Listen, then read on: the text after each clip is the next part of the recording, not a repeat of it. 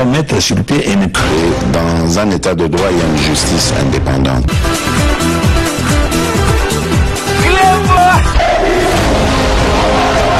Ce n'est pas pour rien qu'il faut des conseils.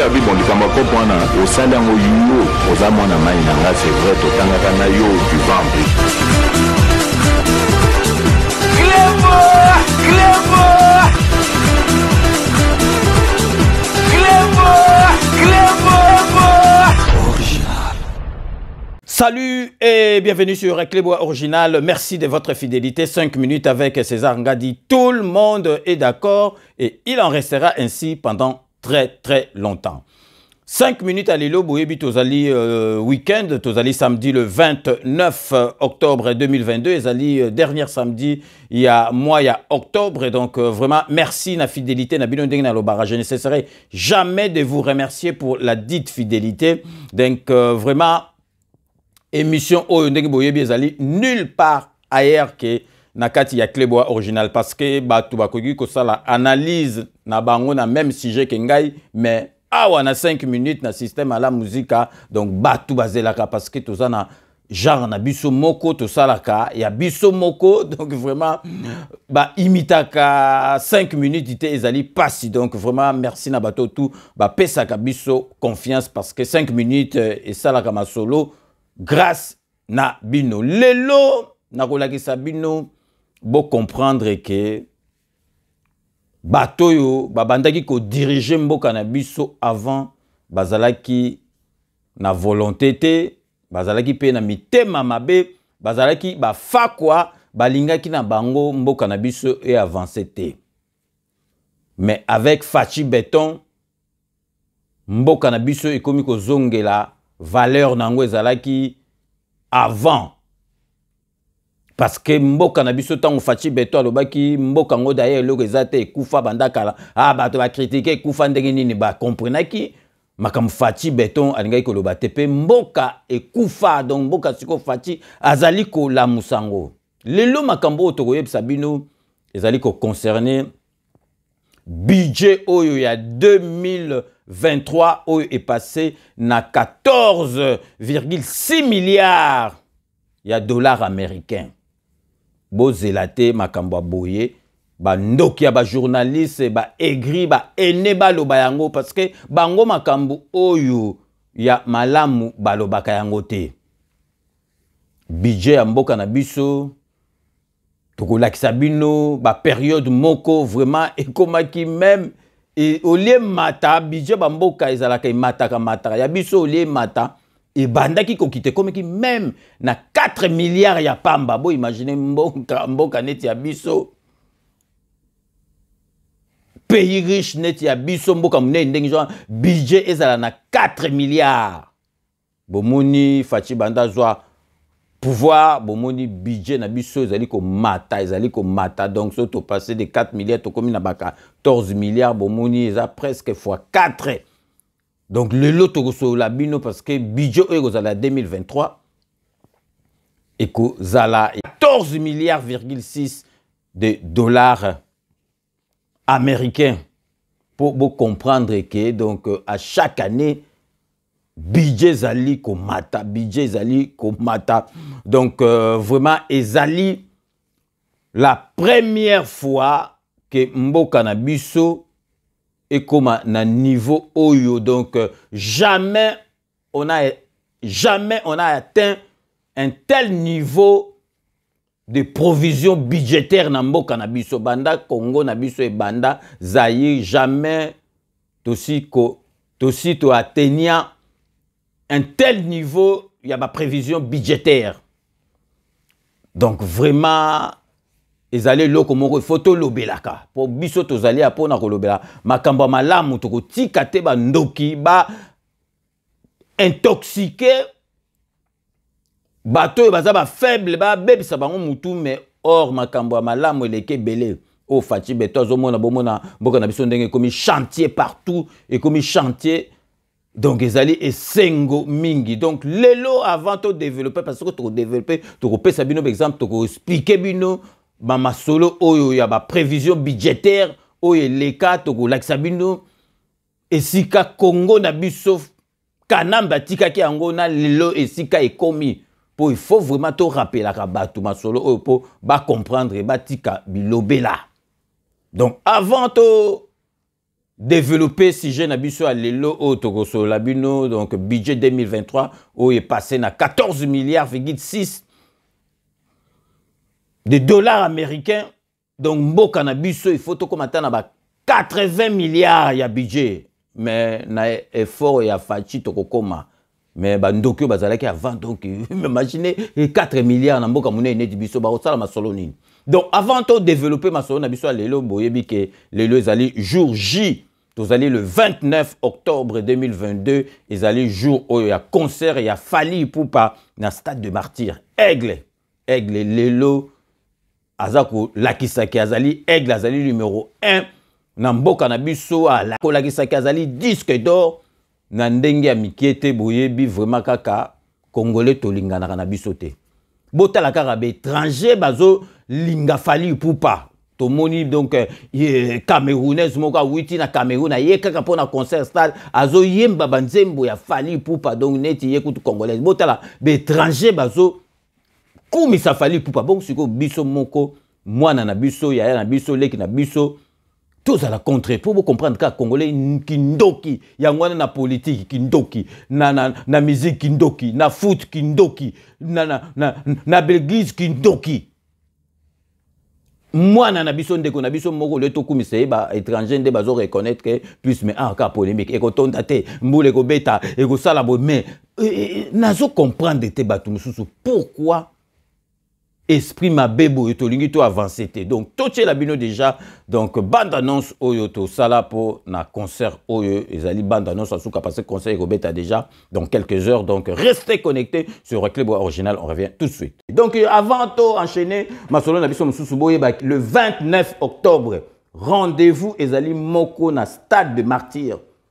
Rendez-vous, il y a concert du siècle, il y a Fally Ipupa boye benzaki ya witu kozwa donc disque d'or certifié on a 4 fois disque d'or donc Fally Ipupa botala ka yango bomona ka congolais motema mabe congolais lingi muninga de botana na star neti Fally Ipupa botala ndenga bandi carrière na solo longwe pa Kofi afinga Kofi ta bani ma solo ne premier album oh ba yembela ye ba betele na bandeko na ye ya quartier la te yango ne simbi deuxième fois ko simba te aye bout deuxième fois simbi troisième fois simbi abandi ba featuring ba tutu bazo seka azo sala ba featuring ezala ka boite ba tutu siko ba banda ba featuring bon moi kazaki na avance et puis mutu mo ka solo la bien Fally Ipupa Aigle Fally Ipupa za numéro 1 toute tendance confondue wana ça n'engage que moi za numéro 1 mutu aza contre Fally aza bien te aza mutu ya mabe Fally azo pesa donc lengi na mboko Fally petit nanga Fally obi ke Fally ko bomo na bilenge abomio na bilengi yo daye ya tikali bilengi yo Fally apesaka donc Fally azo sala honneur ya musique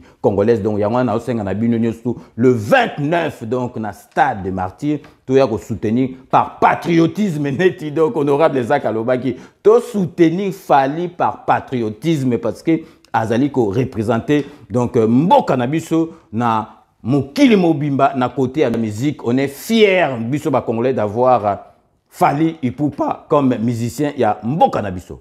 Bino moboto landa bande annonce ya concert ya le stade de Martyrs ya Fally Ipupa tozali siko ko lakisa bino niveau ya sécurité na niveau ya mboka bobi ke na kota privé likonji protège azali mais azali toujours na sima ya ba policier oyo ba kozala wana bazala dirigé par le général Kasongo to yokisa bino déclaration na réunion o basalaki relative il y a concert wana parce que balingite ke batuba ya kocha désordre wana parce que ezali fête et kosuka pe na fête bolanda bino moko général Kasongo azali koloba concernant sécurité o ekozala lelo na stade de Martyrs pour un concert il y a Fally Ipupa Aigle.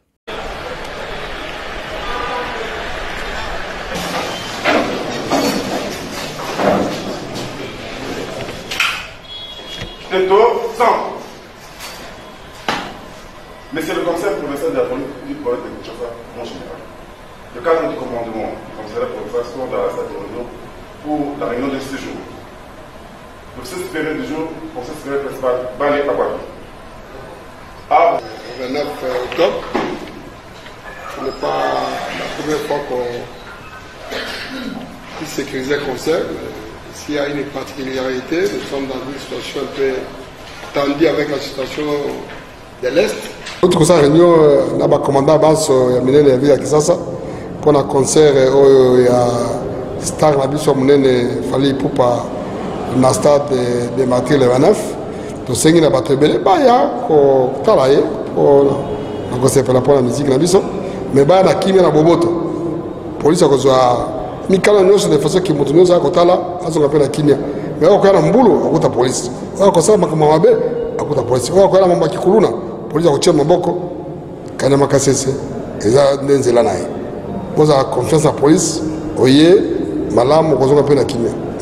Binomo Botolanda, donc li seki ezalité policier militaire aza moninga na ote et puis to relaxa pe bino botala bino moko denge ezalaka kaka atana ba poto soko zobeta basala minene soko zobeta za star donc ba professeur soko na mboka moko bo il faut leka na JT à la veille ya nini donc Fally Ipupa neta star munene Fally Ipupa azala qui invité vendredi le 28 na JT, il y a grande édition à 20h na JT, il y a RTNC, vous allez chaîne nationale, il y a télévision na radio na mboka na biso bo yoka ndenga répondra qui na ba question aux journalistes à tout na qui est concernant oyo ya lelo. Un invité dans ce journal, il s'agit de l'artiste musicien Fally Ipupa. Il va se produire demain, samedi 29 octobre, au Stade des Martyrs. Avec lui, nous allons parler justement de ce concert populaire. Bonsoir, monsieur Fally Ipupa. Bonsoir, madame. Le 29 octobre, une date, un événement, c'est votre concert populaire au Stade des Martyrs. 80 000 places assises. Nous y sommes à quelques heures de cette fête musicale. Quel est votre état d'esprit en ce moment? Je suis plutôt d'attaque, je suis très serein et surexcité même. Donc je suis impatient d'être sur scène demain. Voilà. Justement, ce concert populaire, comme nous le disons, va drainer du monde. Et vos fans, communément appelés les Warriors, vont se déplacer en famille. Quels sont les dispositifs sécuritaires qui seront en place justement pour les rassurer? C'est vrai que je reste artiste et musicien. Je ne pourrais pas vous donner les détails de la sécurité, mais néanmoins, je peux rassurer mes fans. Venez, on va faire la fête ensemble et ça va très bien se passer. La sécurité sera au top. Donc avec l'Ikondi, protège et puis la police nationale, ne vous inquiétez pas, il n'y aura pas de désordre. Non, ne vous laissez pas intimider par des personnes qui ont de mauvaises... ne vous inquiétez pas, ça va très bien se passer. Voilà, le message est passé, mais parlons précisément de ce concert. Qu'avez-vous prévu pour vos fans? Quel cocktail des musiques on va-t-il rester dans le contrôle, droit chemin, ou quel sera le cocktail au fait? C'est vrai que c'est après 6 albums studio, j'aurais beaucoup à proposer à mes fanatiques, aux mélomanes de la bonne musique. Donc il y aura des droits chemin jusqu'à Formule 7, parce qu'il y aura quelques titres inédits de mon prochain album. Donc on va faire la fête, ça va chanter des chansons de droit chemin et puis Formule 7. Donc, et le spectacle? Les spectacles, ça va très bien se passer. On est prêt, on a préparé. De toute façon, j'y suis en tournée depuis juin. On est prêt pour offrir un superbe spectacle à la population congolaise, j'ai envie de dire du monde, parce qu'il y a des délégations qui arrivent de partout. Et justement, un message à ceux qui se déplacent à 8000 km, au moins voire au-delà. Avez-vous un message précis à ce genre-là et à tout le monde, en fait? En tout cas, pour ceux qui viennent de l'extérieur, venez découvrir notre pays, notre Kinshasa, notre stade et votre artiste, Tokos. Voilà, merci beaucoup, M. Fally Ipupa, et nous vous disons plein succès pour votre événement de demain. Merci beaucoup. Voilà, mesdames et messieurs, nous recevions là pour vous l'artiste musicien Fally Ipupa qui va se produire demain au Stade des Martyrs. Donc, Binomo Botolanda, Fally Ipupa, donc vraiment, en tout cas, Fally Ipupa, Bomoni Fally Ipupa, donc Makam Soussou, il faut qu'on paie ça, Teke Barolo Belaote, Bomoni Fally Ipupa, avec vraiment un français bien là, parfait là, donc, et puis Fally Ipupa, comme on le français, kitoko, anglais, pe kitoko, parce que ma solo, Moussou, Sorotine d'Abatouté, oh, Kendolo, yo, mogo, il faut ça là. Donc vraiment, Fally Ipupa, Bomoni calme, il a l'habitude, il y a ma chaîne, il y a Minene, qui n'est qu'à répondre na ba question surtout donc vraiment sans en esquiver aucune à sololi vraiment qui toko donc loko toko lobela kara Fally Ipupa to yebi déjà que koleka nango bien donc vraiment bonne chance na concert na yo lelo donc kuna na kisasa équipe ya Kleboa original ezali wana Gradimu ya Kelikia la Adi Londolé les célèbres beau comme un dieu bokozwa ba image bo monaki to tiela bino ba image lobby ya ba préparatif donc bokozwa pe ba image donc avant concert banda masolo ndenge koleka parce que donc tokozala na droit ya ko filmer concert parce que donc ba droit à image Fally Ipupa ateka kiango déjà na ba chaîne moko étrangère oyo bako s'occuper il faut respecter ndenge masolo et kendaka. Donc vraiment une fois de plus bon vent à Fally Ipupa ndenge balobaka en France merde Fally Ipupa. Donc vraiment to zali na simanao yebi to zalara toujours na simanayo ezali donc par patriotisme pour ozali ko représenter mboka nayo na ndenge esengeli donc yango tolobaki ke Fally Ipupa avant ba diaso ba tourner na ye donc il faut vraiment ba pesa ye passeport na ye diplomatique parce que ça la fierté ya mboka na biso République démocratique du Congo. Donc sikoyo revenons à notre sujet du jour comme na yebsaki bino ne bandeli lelo tokolobela masolo ya budget 2023 oyo est passé na 14 milliards de dollars américains. Donc vraiment, bon moni bino moko ke président Banda a bandi donc budget zalika kakomata tango komi a double budget donc boye bake budget 2021 zalaki na 10 milliards,7 donc il y a dollars américains. Année passée zalaki na 11 milliards lelo elongwe na 11 milliards il y a 2023 14 milliards bozoro mona ezali se komata se komata donc parce que pour mona ke vraiment mboka na biso ezali ko kende na nzela ya malamu to kotangela bino pour comprendre bo mona ke budget ngozo mataka parce que ka boté parce que ba prévision na mboka na biso makambo il faut tout ça il faut budget na biso et comme penza likolo et comme penza ne sika o esengeli penza po ba respecta kabiso na kotangela bino article moko bomona oyo ndenge makambo bando sala budget ya mboka na biso na heure ya kanambe au lieu progresser ka ibandaki ko régresser na tangela bino article moko nazwaki pour vraiment boyo kandenge makambo ezalaki. Donc au mois de mai dernier bazoloba na 2016 au mois de mai dernier le premier ministre Matata Mponyo avait présenté à l'Assemblée nationale le projet de loi de finances rectificative 2016. Le texte consacrait une baisse de provisions budgétaires adoptée en décembre 2015. De 8 milliards de dollars, le budget en cours d'exécution est passé à 6 milliards de dollars. Depuis 2015, le budget de la RDC est en constante baisse. De 2015 à 2017, le budget est passé de 9 milliards,9 de dollars à 4,5 milliards, soit une baisse de 50%.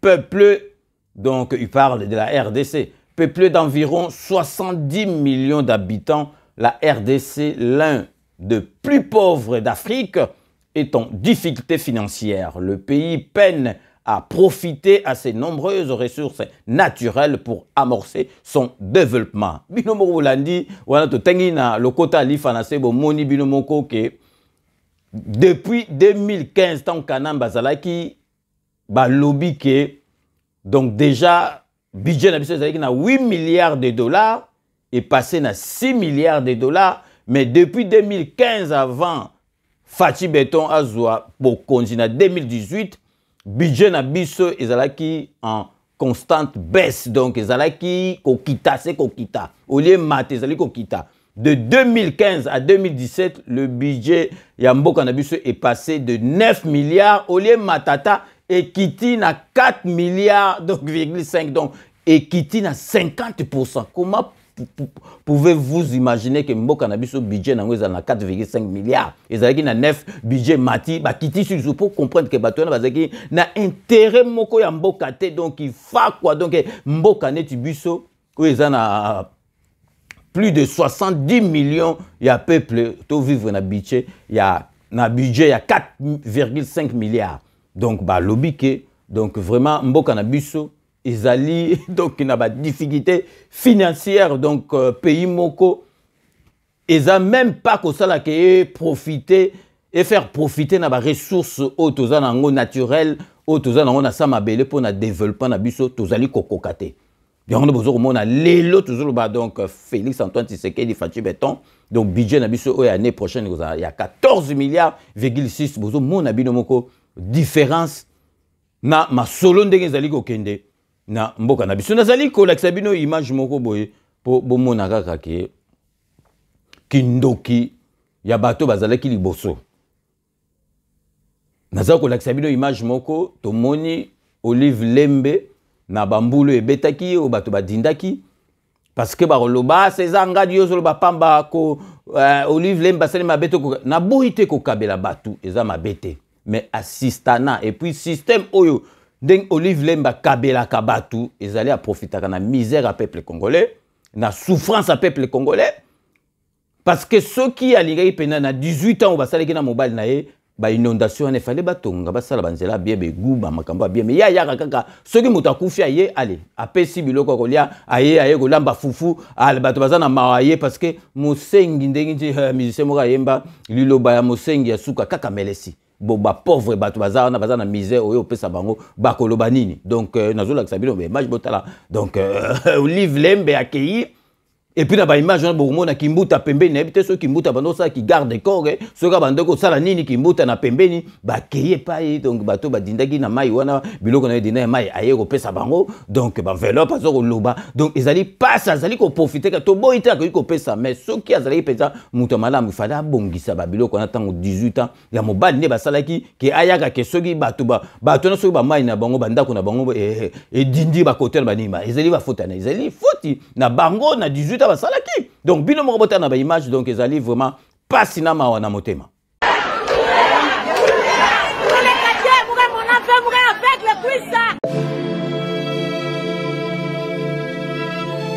Pourquoi Solange mingi maman wapinge kuisa mama Olive yalika ko mingi mama na gai lelo nzamba na bito kutana yaka mama linga ko mingi mama na gai nzamba humisa yo na mokili oyo salaka na kati na biso batu nzamba bungelo bitumba partout ata na mona yo te mama mais la sambela ka pona yo oyo ki mama ngapela sa aveugle sambela ka pona ngai yanga ni na ye nanga kaka lokwa mama na ye kopesa bino pole na oyo komaki po lokola babiloko ebele ebebaki bandako ebebi ainsi de suite mais nanga moko na okoka te yango wana nasengaki na mwa bapartenaire basalisi biso na ye ko remettre droit na bino wana oyo nasengaki na kombo na bino yango wana na ye kotikela bino lobi papa Kabila asala musala ekende liboso na mama Olive na teki na zwi solpenanga nzambe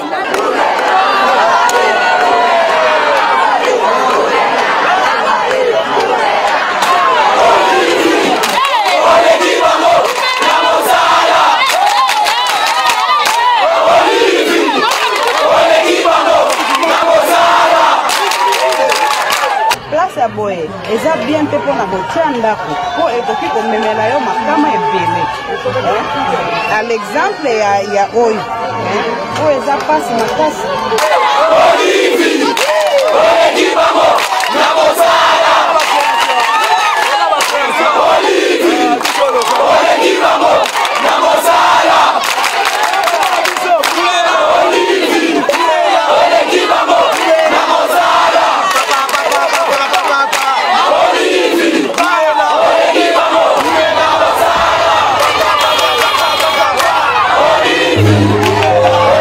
Bolandi na lobite ke Olive Lembe sali mabe akabili ba mais assistana boye ezali te ube suko il faut azala wana la na bango na vanda na bango donc ya profiter na likamoko kaka boye donc ye na mona sala rapport wala ba talangai première dame calendrier na osala pona reverser soki maman Denise OK ça n'a rien à voir tala maman Denise makabosala donc ba bourse ozo mona relève ya mboka na biso ezali na ba jeune tala ozu 80% bourse apesi bozo kende ko yekola po bozonga na mboka na biso tala ndenga sala na ba artiste comédien afunguli bango sécurité sociale mutuelle ozui maladie ok ko se faire soigner ole ko magaka ke ah okufi maman Olive talela biso likambo mama Denise donc mama Denise aza assistante sociale te Mama Denise aza mwasi a poto ayebi makamba poto donc bino bolingi flatterie ko lobatande batona bakoma ko yemba po mona ka congolais ezali pasi donc pasi wana bozoka ezali batu basala ngo ezali Olive Lembe na mobali na ye mais siko yale bokomi aye et puis pe kimbuta pembe to ebite so kimbuta zo sa nini so ki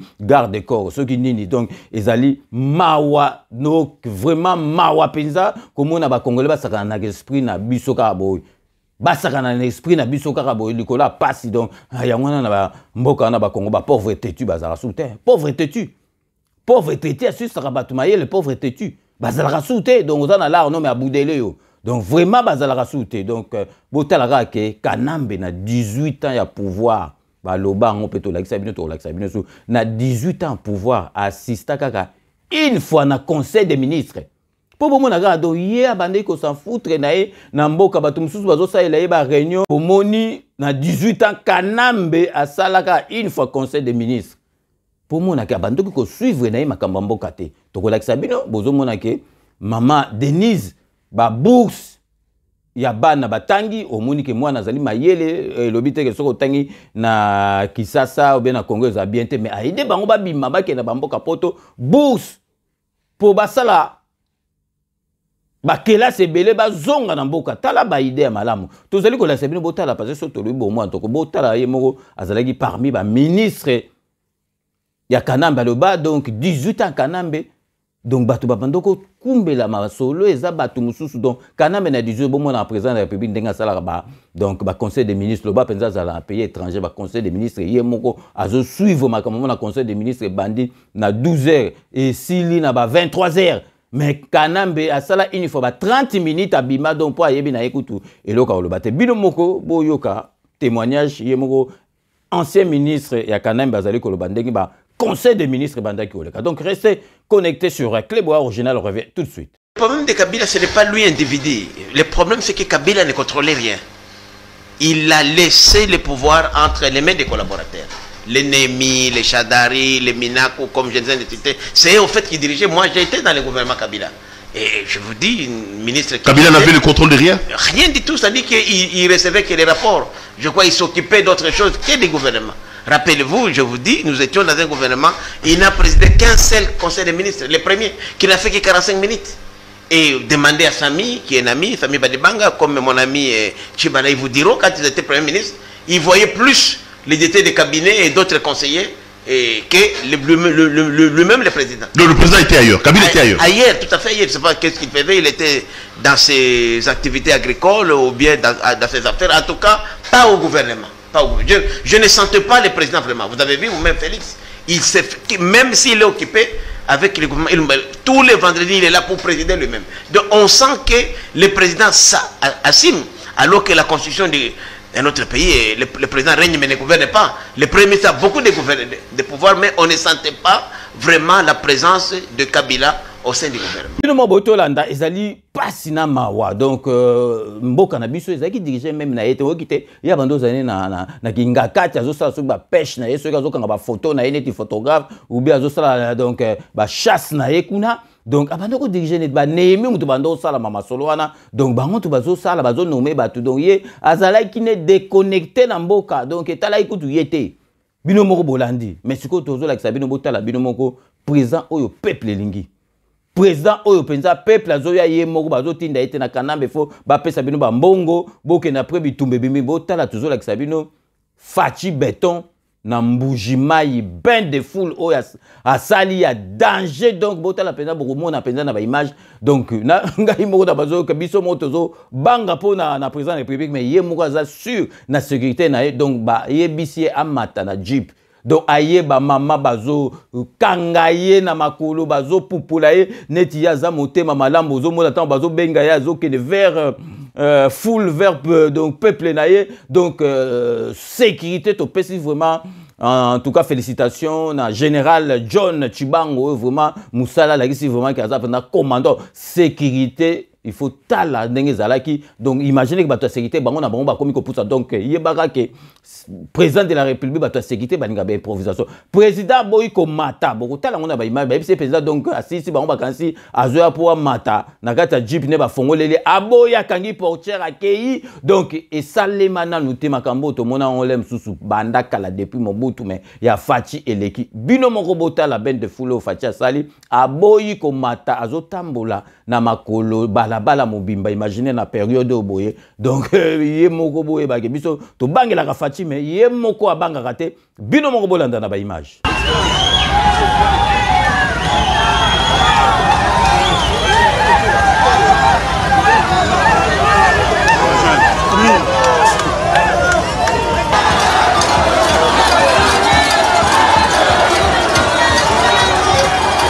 Le chef de l'État vient à la rencontre de la population de Mbujimayi qui sont venus en masse.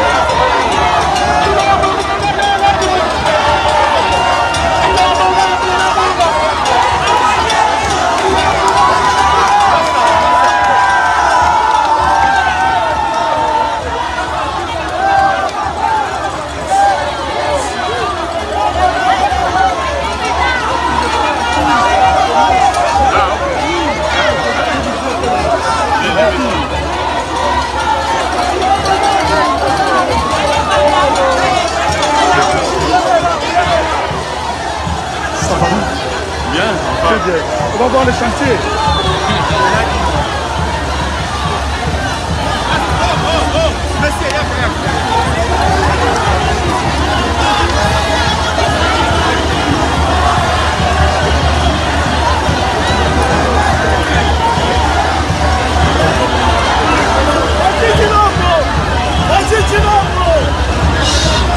Vous allez voir les autres. Vous allez voir les autres.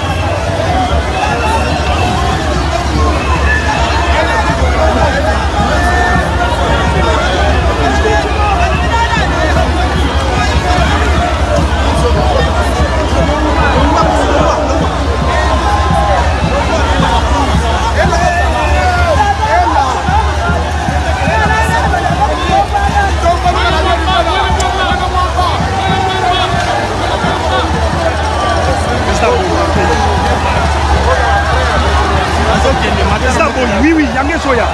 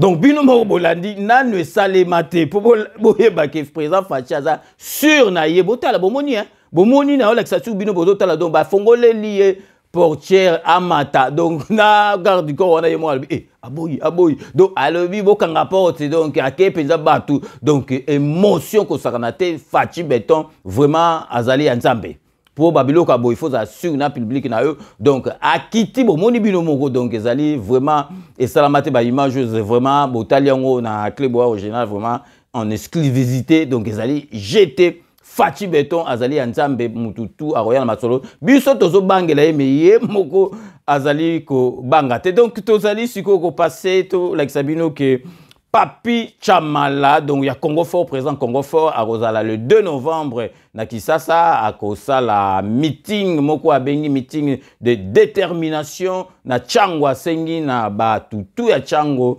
bazala kuna, donc Papi Chamala, le 2 novembre, na Tchango, pour na meeting, moko de détermination. Boyoka, message, moko à Pesaki, concernant voyage na Yewana, concernant donc, meeting na yewana de détermination et le 2 novembre na Tchango.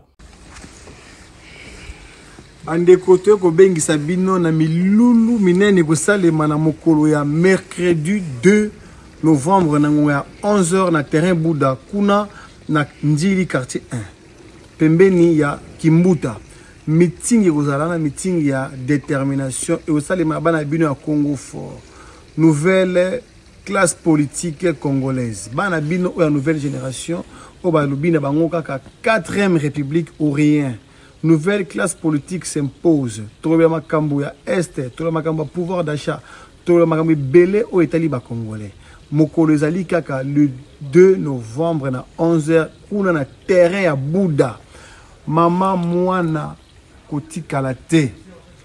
Mukongo mungala muswahili muluba oezali makambo ekolo etali biso nyoso tout. Bino mo bolandi donc vraiment jeunesse mutu ezali relève ya mboka na biso donc vraiment ba jeunette Papi Chamala ya Congo Fort azosala vraiment musala makasi na niveau que ya kotombola kaka mboka azali toujours derrière présent Fachi Béton. To marqué pause publicitaire na biso ya ba partenaire na biso ndenge bino ka moko boyebi Kodia Simo donc offre na ye o asali ya bandako ezali ko sila le 30 awa lobby donc offre na ye o boyebi ke Kodia Simo azali na projet moko immobilier ezali te ke azoko taka ba mabele pour bosala bato ebele ba publicité kaka ba publicité Kodia Simo bandako nzo ezali bandako ba livrer à partir ya 2023 ezali te ke ba tonga ndako mo azotonga bandako ebele mbala moko boko mona yango to la kisabilo bandako témoin tango ezala ezali musala mo awa na poto so ba tonga bandako o venza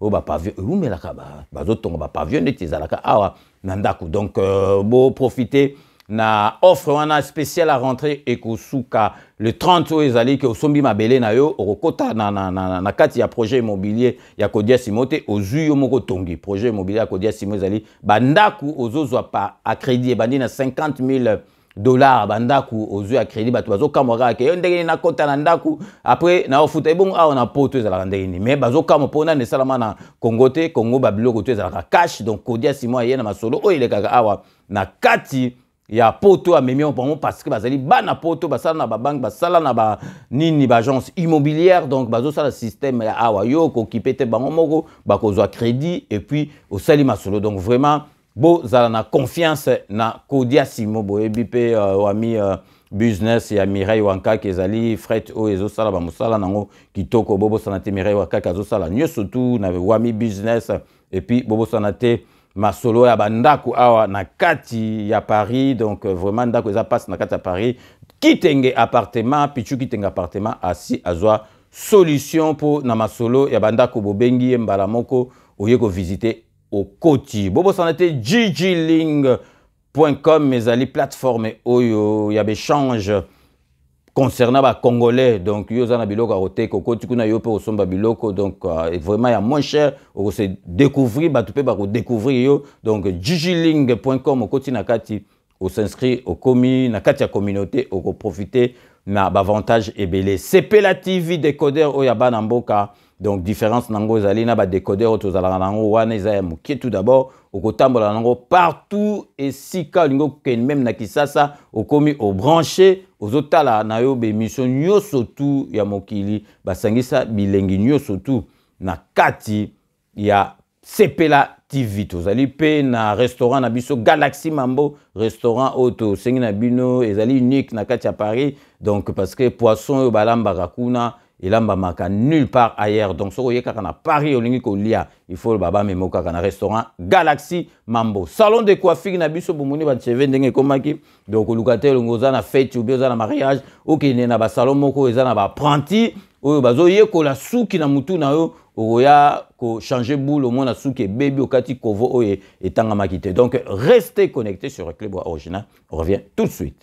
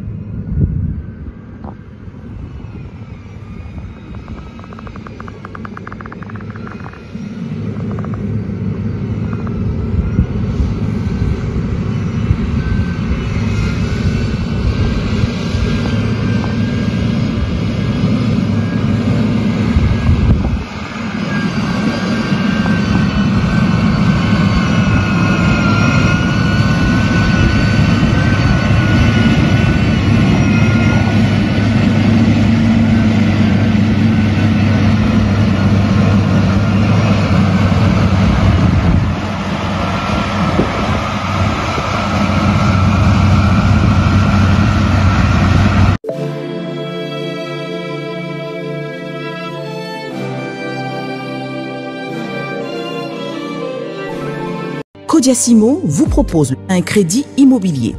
Vous êtes du Congo ou de sa diaspora? Vous désirez devenir propriétaire en RDC et faire construire votre maison en toute quiétude? Obtenez votre crédit, puis commencez son remboursement uniquement dès la livraison de votre maison. À la Cité Kimia, nos maisons seront toutes construites aux normes internationales. Située à seulement 25 minutes de l'aéroport de Njili, 10 minutes de Safari Beach, au cœur de cette cité moderne, vous y trouverez aussi un centre commercial avec plusieurs commerces de proximité. Nos bureaux sont situés au 173 avenue Mutombokachi, dans la commune de la Gombe, référence rond-point Forescom. Venez dès à présent réserver votre lot dans ce nouveau havre de paix à Maluku, ce nouvel Eldorado au Congo. Codiasimo, la meilleure adresse pour construire la vôtre. Kilelo, qui t'apparte, pichu qui t'engue. Tu as opé sa appartement à Gachapoto. Solution mon ami. Aux en posa ya salle à concert, salle ya mariage, pichu qui t'engue appartement. Au salle à location à restaurant, au benga qui t'apparte, pichu qui t'engue appartement. Aux en posa ya événement, au défilé de mode, au ba maman baroya réunion, au sokinini. Pichu Kitenge appartement qui t'apparte. Aux en a besoin de louer terrain. Oh, n'a pas de nenga poto, zone industrielle. Qui t'apparte, Pichu Kitenge appartement. Au lingi au fungola, oh, babiro. Qui t'apparte, Pichu Kitenge appartement. Numéro à téléphone 0033 75 14 32 126. Benga na qui t'apparte, Pichu Kitenge appartement. Au lieu que ça la achat et lupangu na poto ozana Kisasa ozana Ngola Pichu Kitenge ba Kitenge ba ebele me wana qui t'apparte. Check.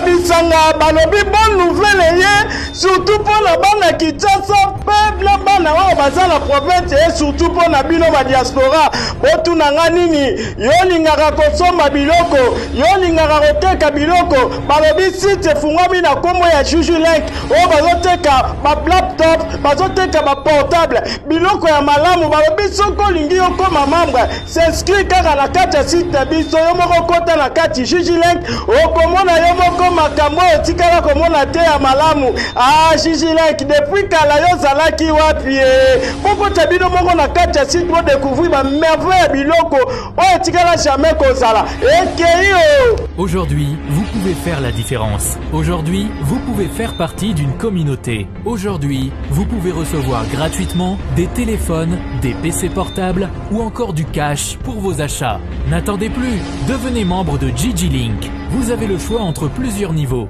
Bronze, argent, or. En devenant membre de notre communauté, vous vous donnez la possibilité de naviguer sur Gigi Link Store et Gigi Link Pool Free, être informé des dernières informations d'emploi dans votre communauté, utiliser les produits américains à moitié prix, vendre ce que vous n'utilisez plus aux membres de votre communauté, recevoir des lots gratuits. Premier arrivé, premier servi.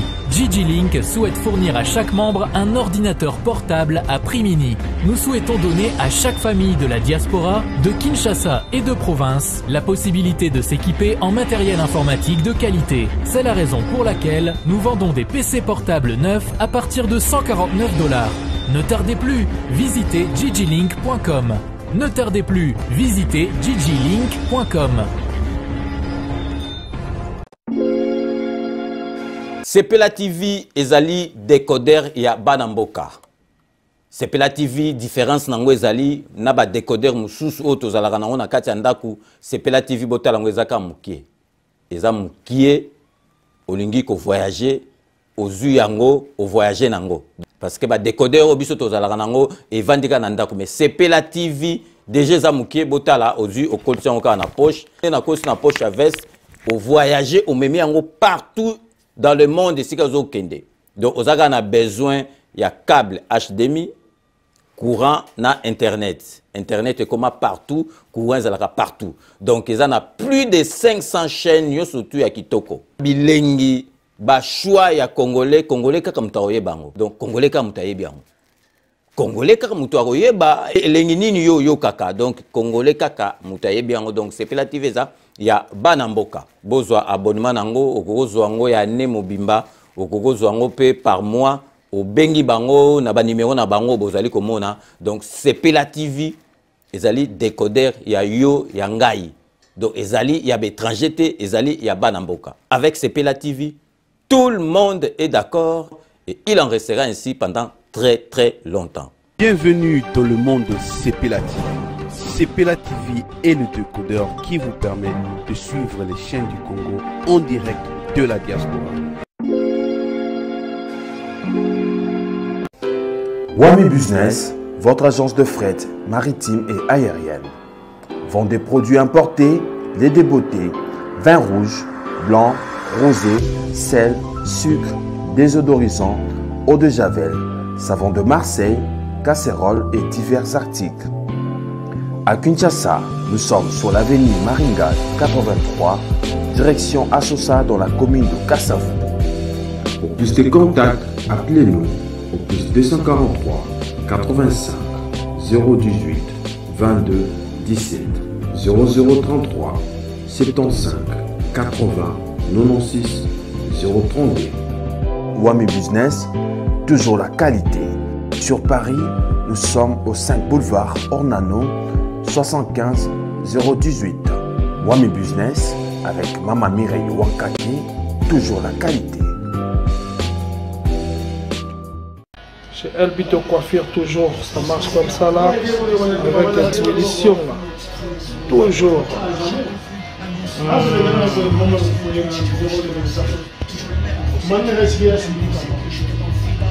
Salon Member One, chez Elbito Coiffure. Il coiffe avec sourire, il coiffe avec noblesse. Chez Elbito Coiffure.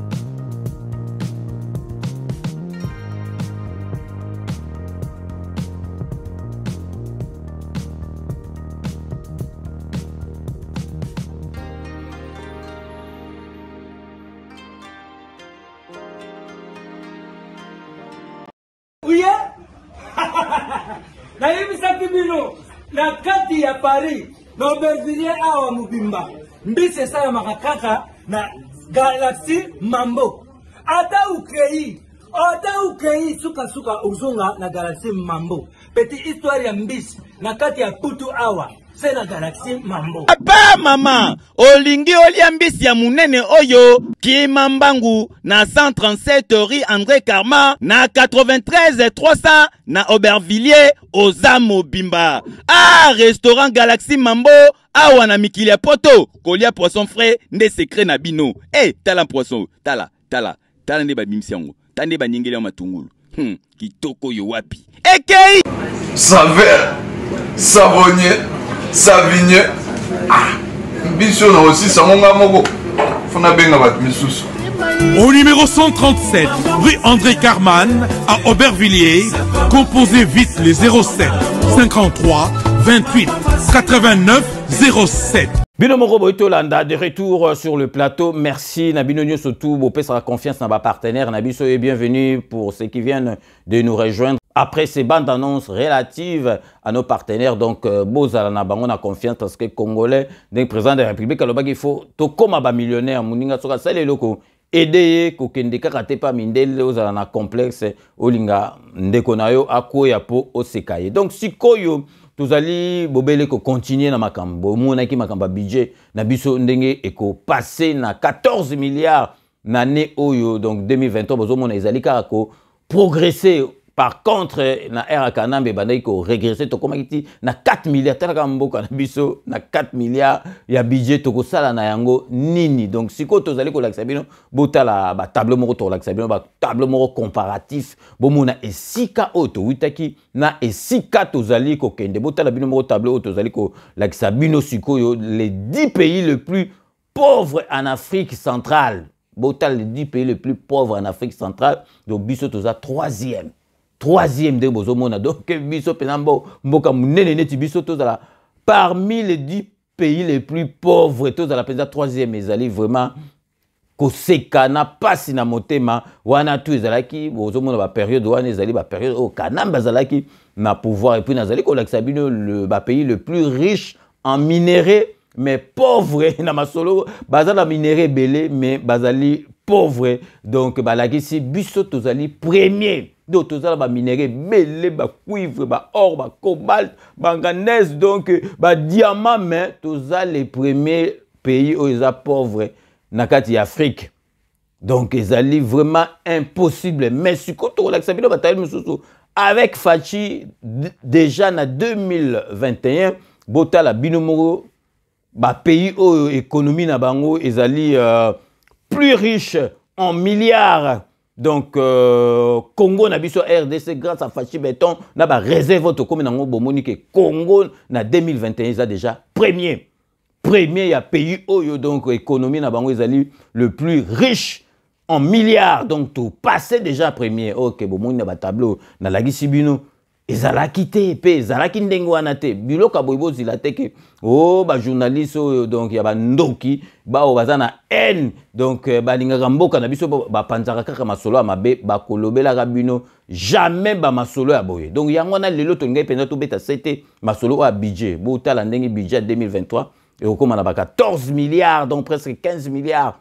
Donc nani salamate depuis donc mboka na biso et banda donc jamais réserve à mboko et puis donc provision budgétaire est passée à 14 milliards de dollars américains et salamana nous tous au constaté bino mo bozali comme on a ba preuve on a les lots vraiment toninga ito beta c'était parce que ba misusu jamais ba kolobela ba makambo yo ba kolobela ka makambo ezanga tina ya lukuta donc donc babilo mo baliverne babilo mo donc sans intérêt ba fake news biloko mo ka pour ebe bisaka réputation ya mboka na biso yango na lelo penza tolingaki to beta sete na makambo ya budget parce que na batu mususu ngo le kaka bo biso jamais to ko lekisa yango. Donc vraiment émission na biso lelo to comme vers la fin de na epsa bino ka. Je vous laisse le soin d'en tirer vos conclusions et de me faire parvenir vos commentaires comme d'ailleurs vous en avez l'habitude. Donc surtout comme na suka ya émission na biso boyebika ke vraiment base to tikaka yango te avant tout remercier base tozali tout d'abord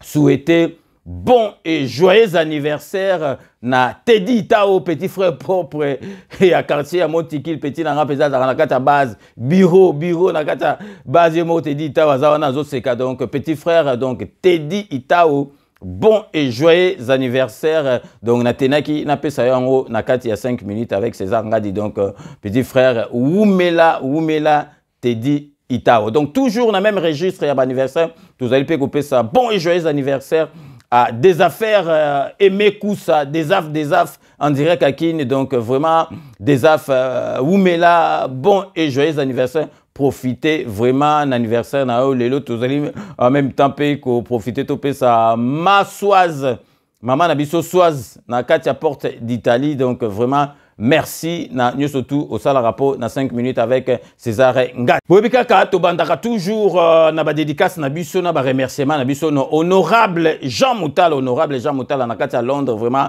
Donc bon week-end à toi honorable, merci na surtout au sala rapport na 5 minutes avec César Ngadi. Mes compliments à madame ton épouse, donc honorable Jean Moutala, merci Nanyo surtout au sale rapport dans 5 minutes avec ses engagements. Totikali, toujours na Katia Londres pour nous repérer ça. José Kano qui kakamene, maître Weramukuna, maître Rajamoule, merci Nanyo surtout au sale rapport dans 5 minutes avec ses engagements. Toujours na Katia Londres, vous allez copier ça. Donc Jano Matundu.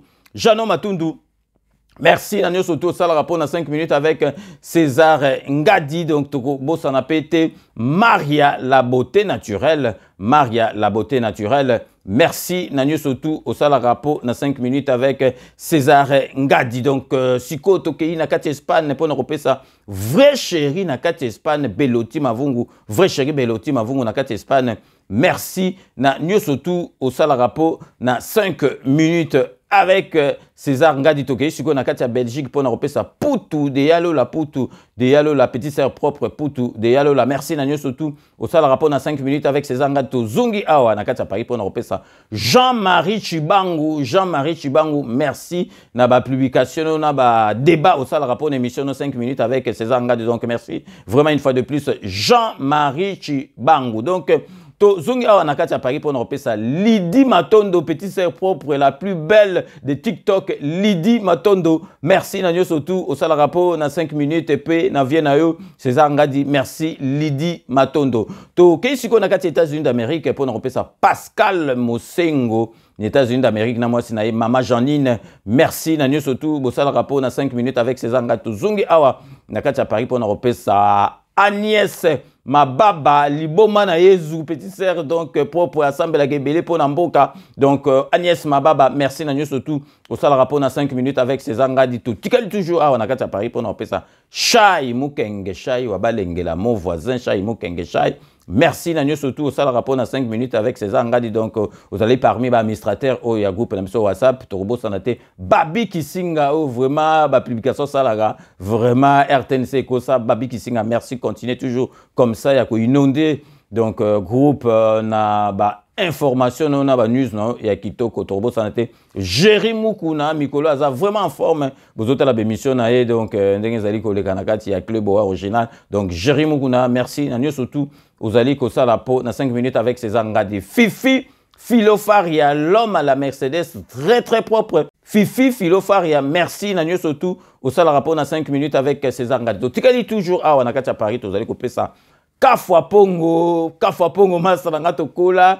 Donc na Matonge bango bazaki na vis biso na pose mais Kafwa bando beta bale qui tora Canada et Belgique banda kala donc Kafwa Pongo. Donc merci Nanyo surtout ça la rapport dans 5 minutes avec César Ngadi Azali frère. Il y a Vieux Nabiso Doudou Pongo, Vieux Désiré Pongo, le faiseur de politiciens. Donc Moutama Yele donc Yé Penza donc Yé Mouta Formara ba politicien Bele Bomona Nagisa Sawana. Donc Vieux Doudou Pongo, merci à trop Nanyo surtout ça le rapport dans 5 minutes avec César Ngadi na série à Vieux Jadon Chakala, Mukubwa yo lekibango benga petit na yo Mukubwa yo lekibango. Merci Nanyo surtout ça le rapport dans 5 minutes avec César Ngadi toujours dans série à Bavier nazali pe bomoni benga pe na Bavier na nga donc ba benga petit yakana no pe bamfuki ngai.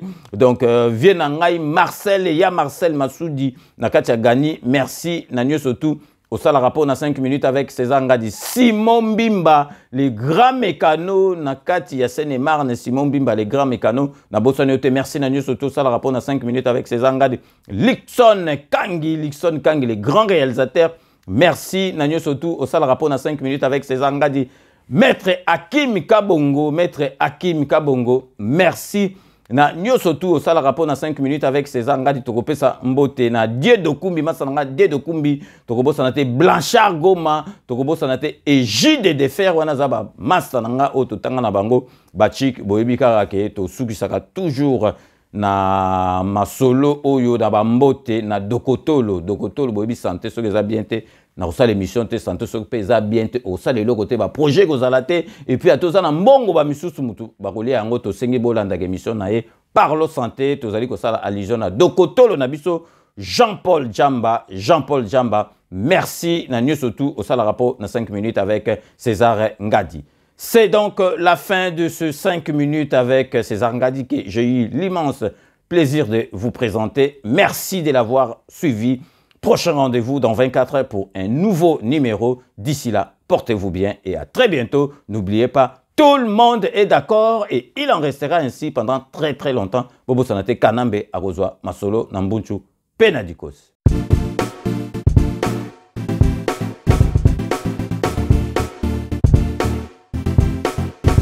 On doit mettre sur pied et dans un état de droit, il y a une justice indépendante.